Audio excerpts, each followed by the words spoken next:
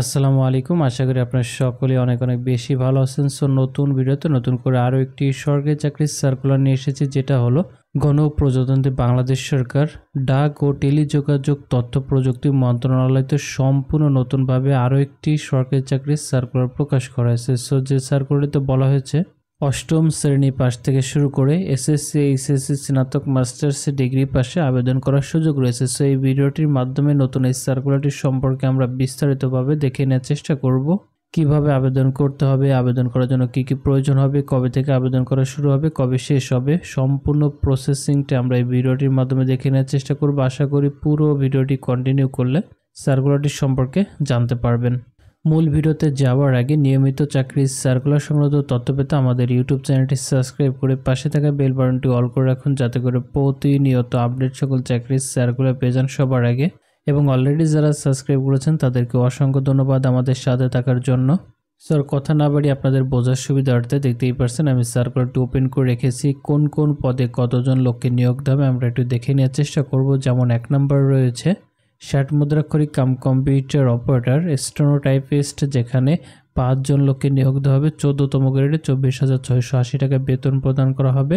শিক্ষাগত যোগ্যতা হিসেবে স্নাতক সমানে পাশ থাকতে হবে। কম্পিউটার ব্যবহারের দক্ষতা 60 লিপিতে, ইংরেজিতে 70 এবং বাংলায় 45 সহ পাশাপাশি মুদ্রাক্ষরে ইংরেজিতে 30, বাংলায় 25 শব্দ লেখার এক্সপার্ট হলেই আবেদন করতে পারবেন। 2 নম্বর রয়েছে পিএলআই অ্যাকাউন্ট, যেখানে 8 জন লোককে নিয়োগ দেওয়া হবে।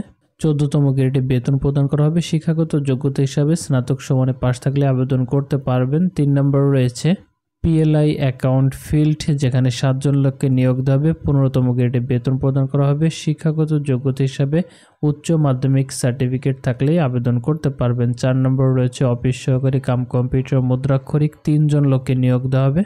16তম গ্রেডে 22,490 টাকা বেতন প্রদান করা হবে। শিক্ষাগত যোগ্যতা হিসাবে উচ্চ মাধ্যমিক সার্টিফিকেট থাকলে আবেদন করতে পারবেন। কম্পিউটার ব্যবহারের দক্ষতা এবং মুদ্রাক্ষরে ইংরেজিতে 20 শব্দ, বাংলায় 20 শব্দ লেখার এক্সপার্ট হলে আবেদন করার সুযোগ রয়েছে। 5 নম্বরে রয়েছে অ্যাকাউন্ট অ্যাসিস্ট্যান্ট ইন পিএলআই, যেখানে 23 জন লোককে নিয়োগ দেওয়া হবে। 16তম গ্রেডে বেতন প্রদান করা হবে। উচ্চ মাধ্যমিক সার্টিফিকেট থাকলে আবেদন করতে পারবেন। 6 নম্বর রয়েছে ড্রাইভার হালকা, যেখানে 1 জন লোককে নিয়োগ দেওয়া হবে। 16তম গ্রেডে বেতন প্রদান করা হবে। এসএসসি সমানে পাশ থাকলে আবেদন করতে পারবেন। হালকা বা ভারী গাড়ি চালানোর বৈধ ড্রাইভিং লাইসেন্স থাকতে হবে। পাশাপাশি 2 বছর যদি কাজের অভিজ্ঞতা থাকে তাহলে আবেদন করতে সুবিধা হবে। এবং 7 নম্বর রয়েছে অফিস সহায়ক, যেখানে 6 জন লোককে নিয়োগ দেওয়া হবে। 20তম গ্রেডে 20,010 টাকা বেতন প্রদান করা হবে। শিক্ষাগত যোগ্যতা হিসাবে এসএসসি সমানে পাশ থাকলে আবেদন করতে পারবেন। 8 নম্বরে রয়েছে নিরাপত্তা প্রহরী, 2 জন লোককে নিয়োগ দেওয়া হবে। এসএসসি সমানে পাশ থাকতে হবে এবং সুস্বাস্থ্যের অধিকারী হতে হবে। যেখানে 9 নম্বর রয়েছে পরিচ্ছন্নতা কর্মী, যেখানে 1 জন লোককে নিয়োগ দেওয়া হবে। 20তম গ্রেডে বেতন প্রদান করা হবে। 8ম শ্রেণী পাশ হলেই কিন্তু আবেদন করতে পারবেন। টোটাল পদ সংখ্যা রয়েছে 56টি। টোটাল 56 জন লোককে নিয়োগ দেওয়া হবে।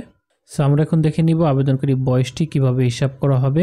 1 ফেব্রুয়ারি 2025 তারিখ অনুযায়ী প্রার্থীর বয়স অবশ্যই 18 থেকে সর্বোচ্চ 32 বছর বয়সের ভিতর হতে হবে, তাহলে কিন্তু আবেদন করতে পারবেন। এবং সম্পূর্ণ আবেদনটি অনলাইনের মাধ্যমে সাবমিট করা যাবে। যেমন অনলাইনের মাধ্যমে আবেদনটি সাবমিট করা শুরু হবে 27 ফেব্রুয়ারি 2025 তারিখ সকাল 10টা থেকে। আবেদনের প্রক্রিয়াটি চলমান থাকবে 25 মার্চ 2025 তারিখ বিকাল 5টা পর্যন্ত সময় দেওয়া হবে অনলাইনের মাধ্যমে আবেদনটি সাবমিট করার জন্য। এখানে যে লিঙ্কটা আপনারা দেখতে পাচ্ছেনpliwc.teletor.com.bd, এই সাইটের মাধ্যমে গিয়েই কিন্তু আমাদের আবেদনটি সাবমিট করতে হবে। আপনাদের বোঝার সুবিধার্থে অ্যাপ্লিকেশন লিঙ্কটা আমি ভিডিওর ডিসক্রিপশন বক্সে দিয়ে দিব, যাতে করে খুব সহজে আপনারা সেখান থেকে আপনাদের আবেদনটি সাবমিট করে নিতে পারেন।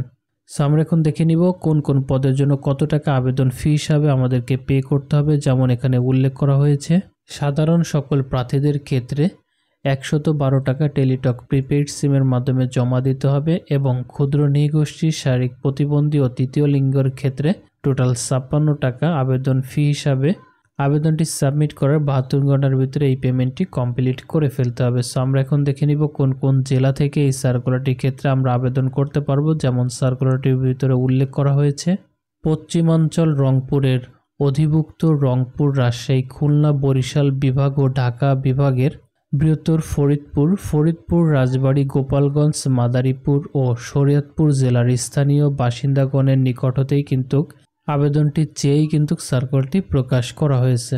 সো আশা করি আপনারা আপনাদের আবেদনটি খুব সহজেই সাবমিট করতে পারবেন। আর যদি কোনো প্রবলেম হয় কমেন্ট করে জানাবেন, সমাধান করতে চেষ্টা করব। ভিডিওটি এখানে শেষ করছি, আবারও ফিরে আসবো নতুন কোনো চাকরির সার্কুলার নিয়ে। তত সময় ভালো থাকবেন। আল্লাহ হাফেজ।